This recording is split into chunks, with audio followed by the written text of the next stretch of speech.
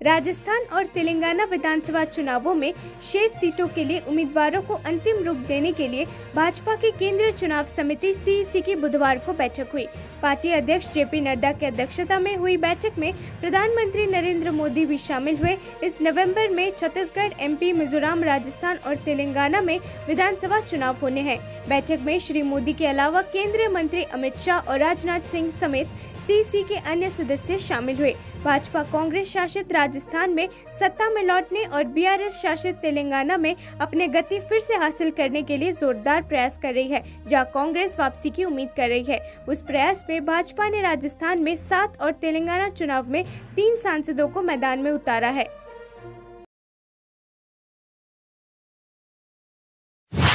जैसे जैसे मध्य प्रदेश विधानसभा चुनाव नजदीक आ रहे हैं, पूर्व मुख्यमंत्री दिग्विजय सिंह ने भारतीय जनता पार्टी पर निशाना साधते हुए कहा कि राज्य के लोग उनके झूठ, भ्रष्टाचार और गरीबों और किसानों के साथ अनुचित व्यवहार से तंग आ चुके हैं। उन्होंने ये भी आरोप लगाया कि भाजपा ने 20 साल तक राज्य को लूटा।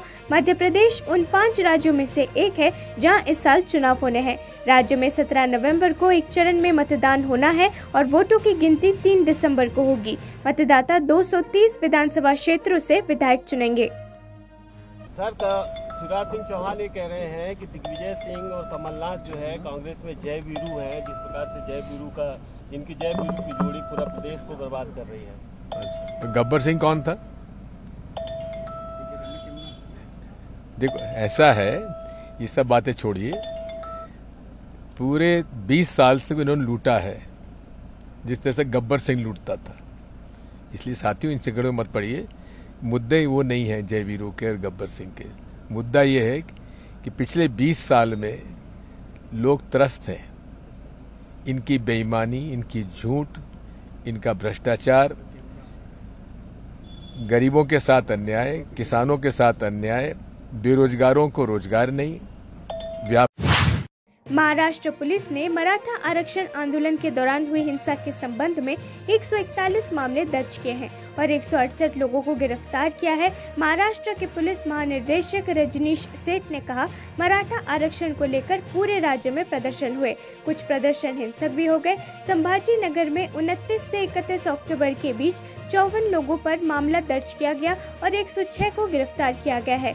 बीड में 7 पर आईपीसी की 307 धाराओं के तहत मामला दर्ज किया गया है। निषेधाज्ञा लागू कर दी गई है और इंटरनेट सेवा अस्थायी रूप से निलंबित कर दी गई है।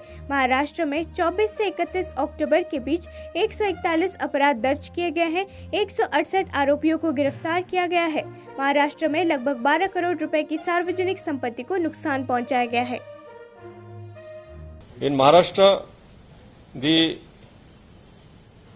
there is an agitation going on for reservation for Marathas, for the reservation for the Maratha community, and this agitation is going on peacefully at some places, but at some places it has taken a violent turn.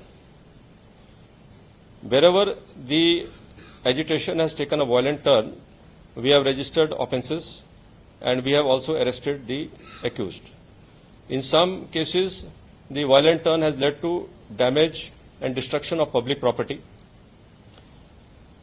In Sambhaji Nagar range, from 29 to 31st October, there were 54 offences registered, in which 106 accused have been arrested.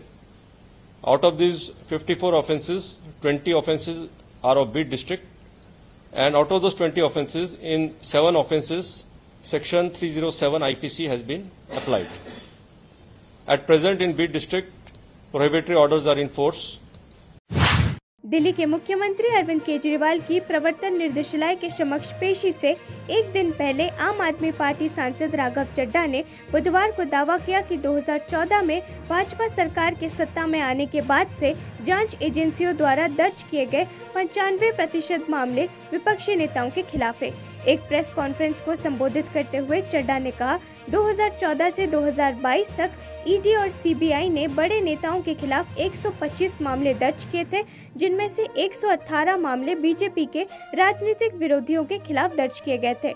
Chadha ने आगे दावा किया कि 2024 के लोकसभा चुनावों से पहले INDIA गठबंधन के शीर्ष नेताओं को निशाना बनाने की भाजपा की योजना के तहत केजरीवाल गिरफ्तार होने वाले पहले व्यक्ति होंगे। टीएमसी सांसद महुआ मोइत्रा की आज बहुत महत्वपूर्ण नियुक्ति है, क्योंकि उन्हें लोकसभा की आचार समिति के सामने पेश होना है। तृणमूल कांग्रेस की सांसद महुआ मोइत्रा को लोकसभा की आचार समिति ने कैश फॉर क्वेरी के आरोपों के बारे में गवाही देने के लिए आज आमंत्रित किया है। महुआ ने पहले 5 नवंबर के बाद एथिक्स कमेटी से बात करने को कहा था, लेकिन इसे इनकार कर दिया गया था। खबरों की माने तो महुआ पर स्पीकर कार्यालय को अपनी 14 विदेश यात्राओं के बारे में जानकारी उपलब्ध कराने में विफल रहने का आरोप है। इसके अलावा उन पर भुगतान प्राप्त करने के बाद संसद में पूछताछ करने का भी आरोप है। सूत्र ने बताया कि दुबई से 47 लॉगिन महुआ मोइत्रा के लोकसभा प्लेटफॉर्म पर किए गए थे।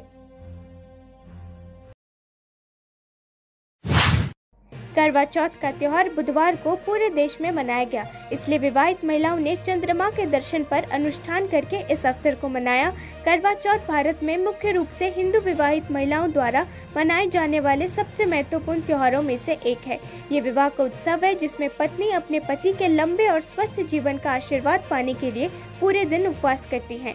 करवा चौथ पर विवाहित महिलाएं बिना भोजन और पानी के निर्जला व्रत का पालन करती है और इस व्रत में चंद्रमा अत्यंत महत्वपूर्ण भूमिका निभाता है।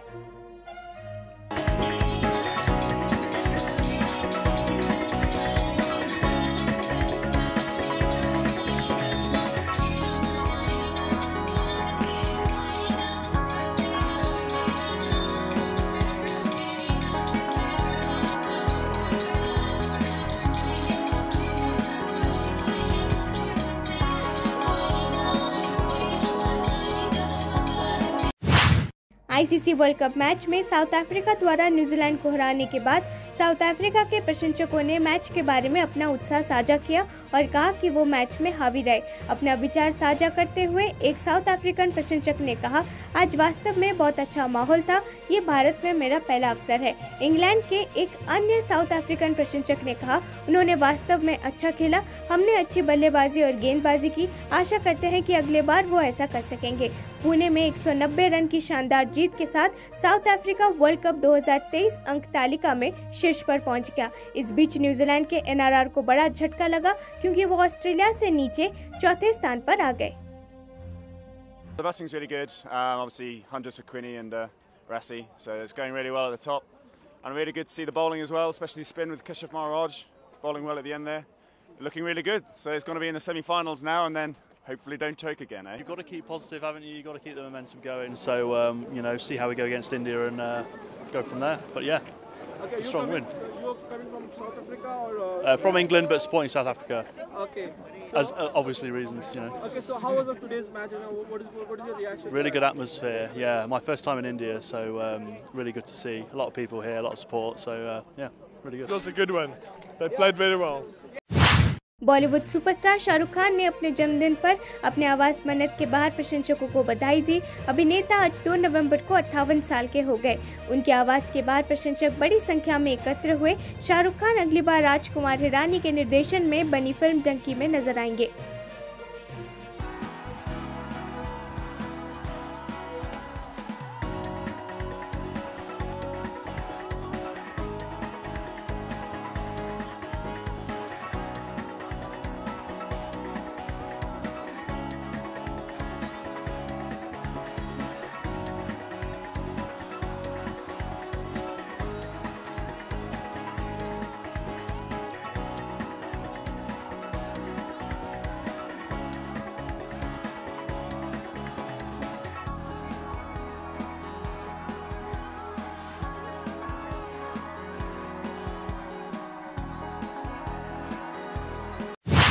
प्रधानमंत्री नरेंद्र मोदी ने मेजर ध्यानचंद नेशनल स्टेडियम में भारत के एशियन पैरा खेलों के दल के साथ बातचीत की।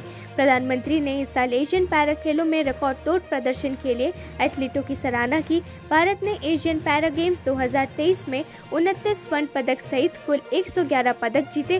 कार्यक्रम में एथलीट, उनके कोचों, भारतीय पैरा ओलंपिक समिति और भारतीय ओलंपिक संघ के अधिकारियों, राष्ट्रीय खेल महासंघों के प्रतिनिधि और अधिकारियों ने भाग लिया। प्रधानमंत्री नरेंद्र मोदी ने कहा, मैं आपसे मिलने के मौके ढूंढते रहता हूं। मैं आप लोगों के बीच सिर्फ एक ही काम के लिए आया हूं और वो है आपको बधाई देने के लिए। आप भारत से बाहर थे, चाइना में खेल रहे थे। मैं यहां बैठकर हर पल आपके प्रयासों और आत्मविश्वास को जी रहा था। आप सभी ने जिस तरह से देश को गौरवान्वित किया है वो बिल्कुल अभूतपूर्व है। आप 111 पदक घर लाए हैं और ये कोई छोटी संख्या नहीं है। साथियों, आप सभी को मिलने का अवसर मैं खोजता ही रहता हूं।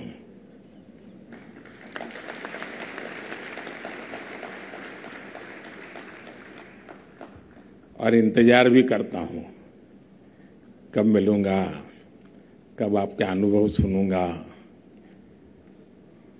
और मैंने देखा है कि हर बार आप नए उमंग के साथ आते हैं, नए उत्साह के साथ आते हैं और ये भी अपने आप में एक बहुत बड़ा इंस्पिरेशन बन जाता है। तो सबसे पहले तो मैं आप सबके बीच एक ही काम के लिए आया हूं और वो है आप सबको बहुत बहुत बधाई देना।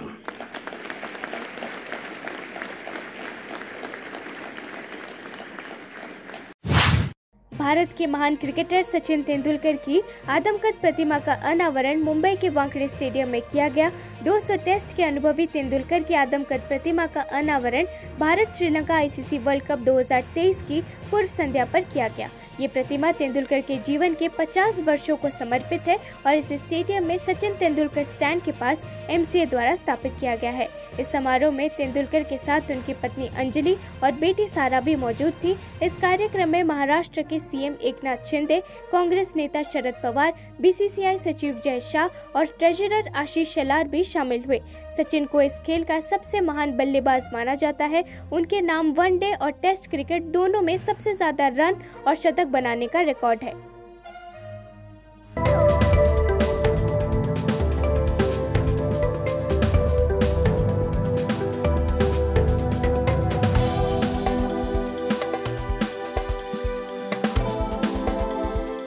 It is indeed a special moment for me. I remember, I think it was around Feb or so when Mr. Shelar and Mr. Kale both called me on behalf